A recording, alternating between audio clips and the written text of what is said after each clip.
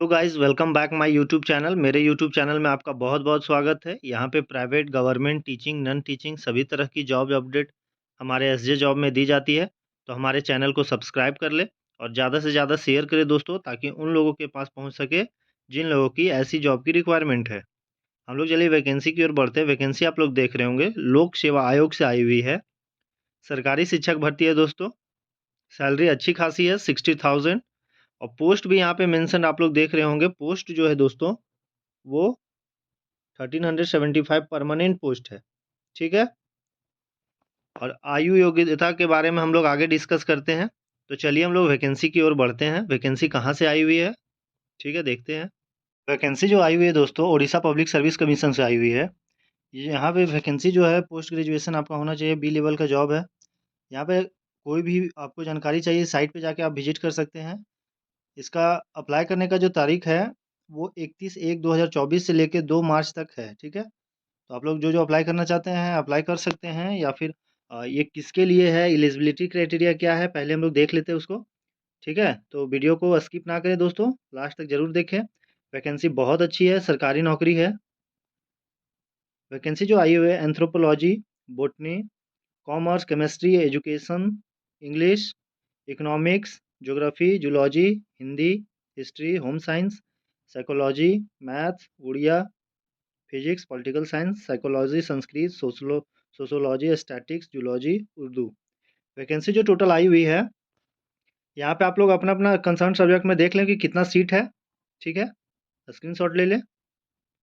यहाँ पे फीमेल्स के लिए रिज़र्व की गई है सीट दोस्तों, ठीक है? यहाँ पे आप लोग देख रहे होंगे 1375 सीट टोटल है, उसमें 461 फीमेल के लिए रिज़र्व है सीट, और भी सीट रिज़र्व हैं, तो 1375 रिज़र्व हैं।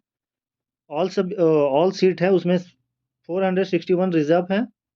53 post reserve for disable person के लिए रिज़र्व है। 41 पोस्ट एक्स सर्विसमैन के लिए रिज़र्व्ड है। 14 पोस्ट है जो वो स्पोर्ट कोटा के लिए रिज़र्व है, ठीक है? यहाँ पे नोट में लिखा हुआ है ए में, in case of non availability, आप अगर अवेलेबल नहीं है, जैसे फीमेल कोई हो गई, अगर वो कैटेगरी में अवेलेबल नहीं है, तो उसके जगह सेम कैटेगरी में मेल को वो सीट दे दिया जाएगा। जैसे एसटी में अगर कोई फीमेल की सीट खाली रह जाती है, तो उसको फुलफ़िल किया जाएगा मेल की सीट के, ठीक है? द एक्सचेंज ऑफ द, यहाँ पे आप शेड्यूल कास्ट से शेड्यूल ट्राइब में आप नहीं जा सकते हैं। बाकायदा आपको सर्टिफ़िकेट देना होगा कि आप कौन से कास्ट से हैं। एज रिलैक्सेशन की बात कर ले दोस्तों, तो एज रिलैक्सेशन 21 से 38 साल तक है। ये नॉर्मल एज है, जो होना ही चाहिए अनरिज़र्व का, 21 टू 38। अगर आप मैक्सिमम एज लिमिट है 45 इन सर्विस। अगर आप पढ़ाते हैं कहाँ पे, TGT for the government high schools under the school and mass education department of Orissa. अगर उड़ीसा में आप पढ़ाते हैं, टीजीटी गवर्नमेंट टीचर हैं आप, तो आपको 45 ईयर का रिलैक्सेशन मिलेगा, ठीक है? 45 38 टोटल 7 ईयर का रिलैक्सेशन से आपको 45 ईयर तक आप फुलफिल कर सकते हैं। और आपका जो एज काउंट किया जाएगा, वो 1 जनवरी से काउंट किया जाएगा 2023 तक का, ठीक है? यहाँ पे 5 ईयर का रिलैक्सेशन है एसटी एससी के लिए, schedule caste and schedule tribe, ठीक है? और फीमेल जो वुमेन है, एक्स सर्विसमैन है, बैकवर्ड क्लासेस हैं, ठीक है? Economically backward classes EWS and उसको, और by the 10 year from the person who disability, 10 साल का दिया जाएगा वो किसको, जो डिसेबल है, ठीक है? और जो person S T S C इस कैटेगरी में बिलोंग करते हैं, उसको 15 ईयर्स का रिलैक्सेशन दिया जाएगा, ठीक है? सेव एज द, यहाँ पे आगे देखते हैं क्वालिफिकेशंस में क्या मांगा गया है। आपका पोस्ट ग्रेजुएशन होना चाहिए, ठीक है? बीएड के साथ होना चाहिए। अब बीएड यहाँ पे कंपलसरी नहीं है दोस्तों, यहाँ पे आप लोग देख रहे होंगे 3 number, BEd qualification from the subject other than botany, chemistry, history, geography, math, all subject यहाँ पे है, zoology shall not be mandatory eligibility criteria for post of post graduation teacher. अब पोस्ट ग्रेजुएट टीचर के लिए BEd qualifications यहाँ पे जो दिया हुआ है, उसके लिए आप नहीं है तो भी एलिजिबल हैं आप, ठीक है?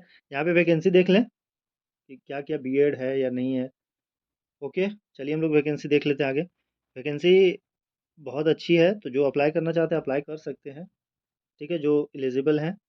यहाँ पे कोई फ़ी नहीं है दोस्तों, एकदम जीरो लेस, 0 रुपीज़ का फ़ी है आपका, कोई भी फिल कर सकता है। ठीक है, तो जो अप्लाई करना चाहते हैं वो कर दें, क्योंकि चार्जेबल है नहीं। एग्ज़ाम जो आपका होगा, method of exam, written exam होगा एमसीक्यू के माध्यम से। ठीक है, आपका एमसीक्यू का एग्ज़ाम होगा, 3 पेपर लिए जाएंगे। पहला तो एमसीक्यू होगा, फिर एमसीक्यू में आप अगर सेलेक्ट हो जाते हैं तो आपको इंटरव्यू और रिटन पर्सनालिटी टेस्ट में बुलाया जाएगा। ठीक है, यहाँ पे 2 एग्ज़ाम होगा। फर्स्ट एग्ज़ाम जो होगा रिटन टेस्ट, उसमें 3 पेपर होगा, वो भी objective type MCQ types question होंगे। फर्स्ट पेपर जो होगा 50 इंग्लिश और 50 जनरल नॉलेज का होगा। टोटल 100 क्वेश्चन रहेंगे, 100 मार्क्स के रहेंगे, और पेपर 1 2 आवर्स का होगा। ओके। पेपर 2 की बात करें तो पेपर 2 यहाँ पे concern optional subject paper 1 with 100 marks, 100 question 100 marks का रहेगा, और ये भी 2 घंटा का रहेगा। Same as it is paper 3 के लिए आपका कंसर्न सब्जेक्ट में ऑप्शनल सब्जेक्ट जो भी है जिसको आप रखना चाहते हैं वो रख सकते हैं। ठीक है, पेपर 3 में पेपर 2 के तौर पर रख सकते हैं। और ये क्वेश्चन सेम है दोस्तों, 100 क्वेश्चन 100 मार्क्स, 2 आवर्स आपको टाइम दिया जाएगा। नेगेटिव मार्किंग है। तीनों पेपर मिला के, ऑल 3 पेपर्स मिला के आपको 33% मार्क्स आपको लाना है। द कैंडिडेट हु सिक्योर, अगर आप नंबर क्वालिफाई कर जाते हैं, मेरिट लिस्ट में एग्ज़ाम क्वालिफाई कर जाते हैं, तो उसको पर्सनालिटी टेस्ट एंड इंटरव्यू के लिए बुलाया जाएगा, वो भी 30 नंबर का है। ठीक है।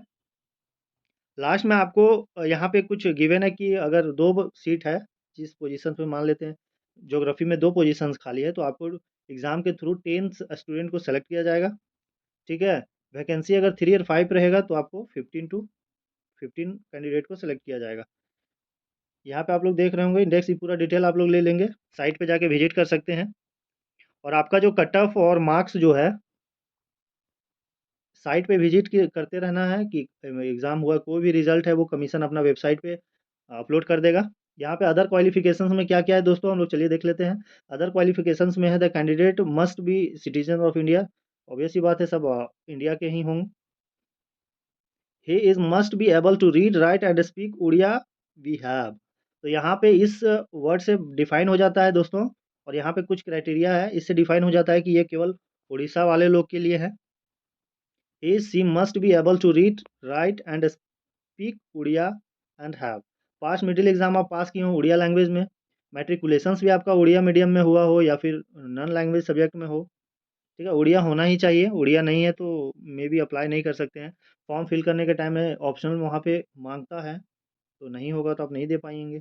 लेकिन अप्लाई करने का ट्राई करें, अगर सेलेक्ट हो जाता है, ले लेता है बिना उड़िया का, तो अप्लाई कर दे दोस्तों, क्योंकि चार्जेबल नहीं है। Pass in the Odia as the language subject final exam of class 12 में आपका एक फाइनल एग्जाम में लैंग्वेज की भाषा के तौर पे होना चाहिए। अगर ये भी नहीं है तो यहाँ पे pass the test of Odia in medium in middle schools standard conducted by the schools and mass.